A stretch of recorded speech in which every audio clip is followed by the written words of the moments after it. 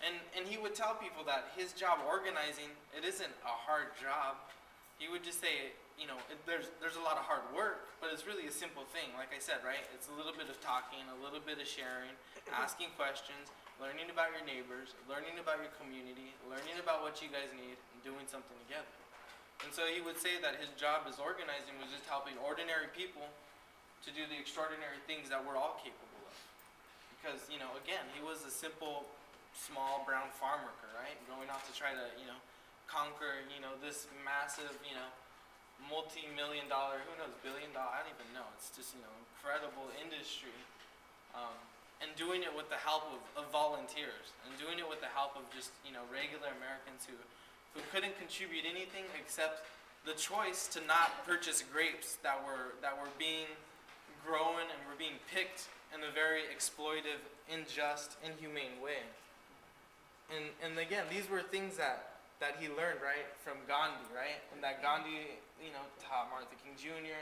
and the Kennedys and my Tata, and so all these things, right, that he learned, and he learned through self-education. Remember, he never made it past the 8th grade. I don't think he learned about Gandhi or King or any of these people. I think he was, it's not even possible in the history of his life to learn about those things, right? And so, he learned about these things through his own education, and he put them to work in his own life. And that's what's, that's one of the important things, I guess, here at school when we're receiving our education is, to make sure that we don't waste the lessons and the insights and the knowledge and the wisdom that our teachers are sharing with us, and that our parents are sharing with us, and that our elders are sharing with us. Because, again, remember, this comes through their years of experience, and hopefully they're only trying to provide us with what's best. So we should try to do our best just to hear them out, right? And again, it's hard, sometimes I can't even talk with my mom or with my dad, but, you got to do your best. You got to sit down, you got to talk with them. You can't throw your arms up in the air and be like screaming and because nobody's going to listen to each other. You guys need to learn how to throw a hand out, right? Throw a hand out to, hear one another, to bring each other, closer so that you guys know what's going on. But, again, going back to some of the things that my grandfather did with the farm workers. He brought on the boycott, and he learned that from Gandhi with the salt boycott and for Indian independence in 1930 in India. And he learned about that from Martin Luther King Jr. in the South with the Montgomery Bus boycott. And then he applied it to the farm workers, and he took it to the public, or what he called the court of last resort. These people who participate in this system day in and day out are the ones who can change it. And so if we get them to consider, again, where their produce is coming from and how it's coming to them, maybe they'll make the choice to, put their dollars elsewhere and to send a message back to the growers and to the companies and let them know that we don't enjoy, our produce being brought to us in that way. And so they got involved also in, political campaigns. They worked to, in California is really the only state where farm workers could actually legally organize themselves for a union. Unfortunately, the farm workers were left out of national labor laws, and so for a long time, the farm workers have always been in the dark corner, in the shadowed corner of worker rights, and so they had to work hard. They had to go out and work just only for the farm workers, whereas all other labor industries got to work for each other in solidarity. But luckily the farm workers were able to get help from many other unions and from many other church groups and community groups. And again, get involved in that political process, going out there and getting involved in the campaign, getting involved in a protest. Right now, the census is going on, so I hope you guys all make sure you do your census, You don't need to be registered to vote. You don't even need to be a citizen. You just need to sign out your census to make sure that you're counted so that when all this money starts coming out of Sacramento, comes out of Washington, you guys could get what you need right here in your community, right? And it's simple. It's easy. Just answer the questions. Fasting, right?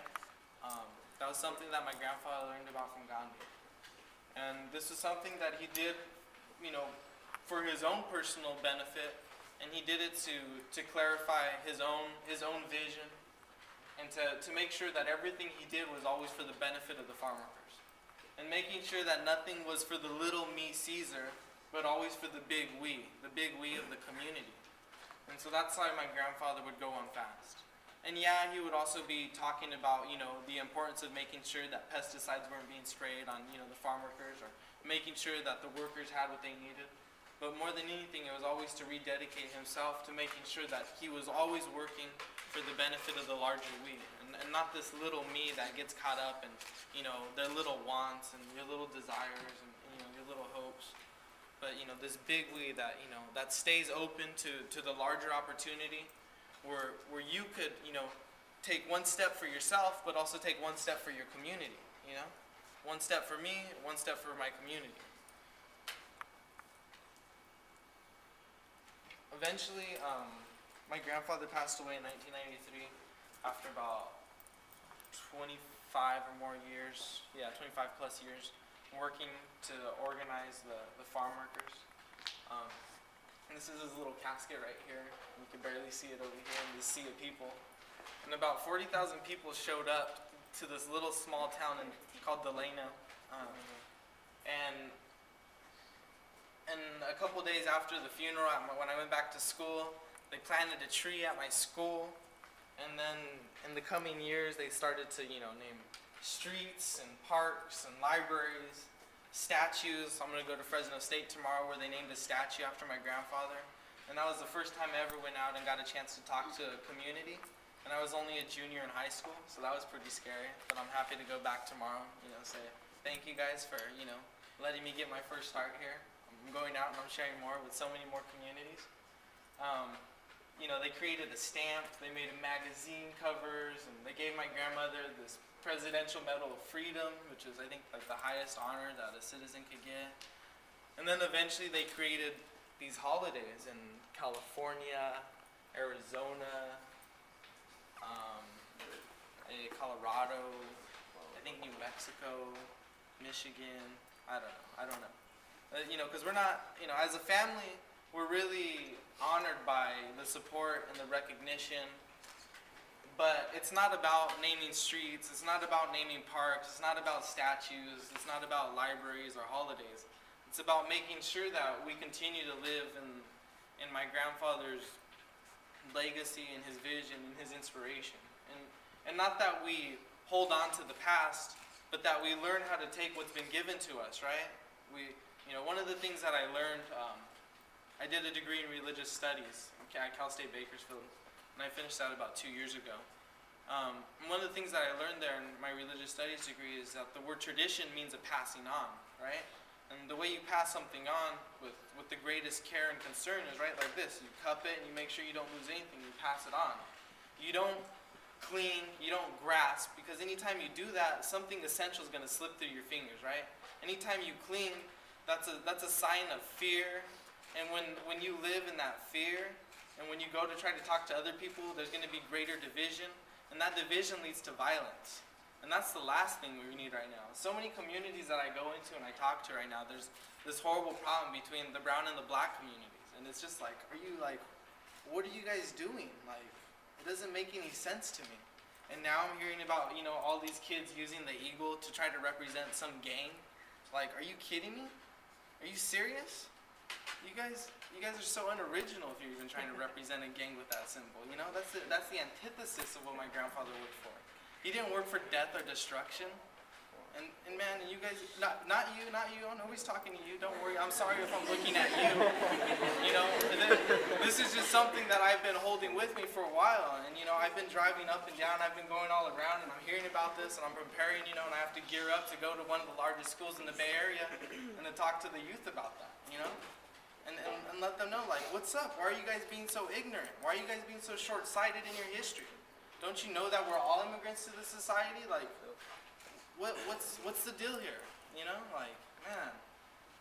So, sorry, excuse my tangents, I think there's just been a lot going on. There's a lot of passion, I guess you can tell in this work. But that's what's most important, is learning how to find that passion within you. Learning, to find, kind of your heart of fire, and I always tell people that the heart cooks the brain, Once you find what you're really passionate about, what you're interested in, that'll take you so far, and that'll be your fuel, and, could take you so long